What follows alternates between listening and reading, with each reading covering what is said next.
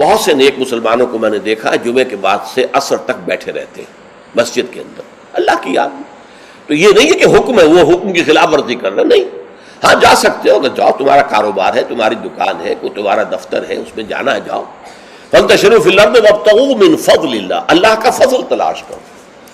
اب یہاں یہ بہت اہم مقام ہے کہ مراد ہے رزق، لیکن رزق کو اللہ کا فضل قرار دیا جا رہا ہے. اس کو سمجھ لیجئے، یہ اسلام کا جو معاشی فلسفہ ہے، اس کے جو فلسفیانہ اصول ہیں، ان میں سے ایک اصول یہ ہے کہ چاہے محنت تم نے کی ہے، کھیت میں ہل تم نے چلایا ہے، بیج تم نے ڈالا ہے، اس کو سینچا تم نے ہے، پھر فصل جو ہے اس کی حفاظت تم نے کی ہے، پھر فصل کاٹی ہے، پھر تم دانے گھر لائے ہو، پھر ان کو پیسا ہے، پھر ان کی روٹی پکائی ہے، یہ سب کچھ تم نے کیا، لیکن اسے اللہ کا فضل سمجھو، اپنا کسب نہ سمجھو. کسب جو ہے وہ نیکی اور بدی کے لیے ہے. انسان نیکی کما رہا ہے، یہ اس کی کمائی ہے، بدی کما رہا ہے، یہ اس کی کمائی ہے. جہاں تک رزق کا تعلق ہے یہ اللہ کا فضل ہے.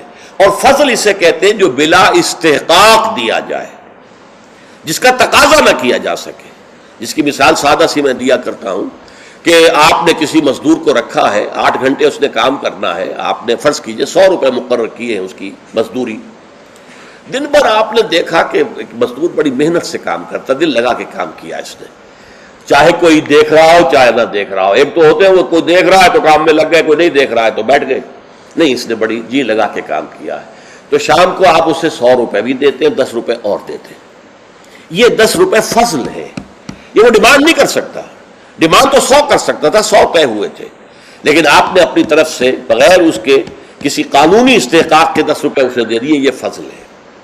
اسی طریقے سے رزق جو بھی انسان کو ملتا ہے وہ فضل ہے اللہ کا، اسے اپنا کسب نہ سمجھو. جب تم سمجھو گے یہ اللہ کا فضل ہے تو پھر دیکھو گے اللہ اس کو کس طور سے خرچ کرنا چاہتا ہے، کروانا چاہتا ہے مجھ سے، کس کس کے حقوق اللہ نے اس میں رکھے ہیں. تو فَابْتَغُوا مِن فَضْلِ اللَّهِ وَاذْكُرُوا اللَّهَ كَثِيرًا، لیکن اس میں بھی اللہ کو کثرت کے ساتھ یاد کرو. یہ نہ ہو کہ مسجد میں تو اللہ کا ذکر ہوا، باہر نکل گیا تو بھول گئے، نہیں، بلکہ یہ کہ جو کام کر رہے ہو اس میں کام میں تمہارے ہاتھ مصروف ہو اور دل تمہارا جو ہے وہ اللہ کے ساتھ لگا ہوا ہو. جسے آپ کہتے ہیں پنجابی میں ہتھ کارول دل یارول. یہ ہے ذکر کثیر. اور ذکر کثیر کا سب سے بڑا ذریعہ کیا ہے کہ جو مسنون دعائیں ہیں حضور صلی اللہ علیہ وسلم سے، رات کو سونے لگے ہیں تو دعا ہے، صبح اٹھے ہیں تو دعا ہے، بیت الخلاء میں داخل ہو رہے ہیں تو دعا ہے، باہر نکلے ہیں تو دعا ہے. ظاہر بات ہے کوئی ایکسٹرا ٹائم تو آپ کا نہیں لگ رہا، وہ کام کر رہے ہیں آپ، لیکن ہر کام کے کرتے. شیشہ دیکھا ہے، آئینہ دعا ہے، کپڑے بدلے ہیں دعا ہے، گھر سے نکلے ہیں مسجد کے لیے دعا ہے، مسجد میں داخل ہوئے تو دعا ہے، مسجد کے اندر تو ذکر ہے ہی ہے سارا، باہر نکلے ہیں تو دعا ہے، بازار میں داخل ہو رہے ہیں تو دعا ہے، بازار سے واپس آ رہے ہیں تو دعا، ہر کام کے لیے دعا ہے. یہ دعا جو ہے یہ ذکر کثیر کا سب سے بڑا طریقہ ہے، ذریعہ ہے. اور اس کے اندر دوہری ہے بات کہ ایک تو آپ کا اللہ سے تعلق قائم ہو گیا کہ آپ نے دعا اللہ سے کی ہے، ایک آپ کا تعلق حضور کے ساتھ قائم ہو گیا کہ آپ نے الفاظ وہ استعمال کیے جو حضور کے الفاظ ہیں.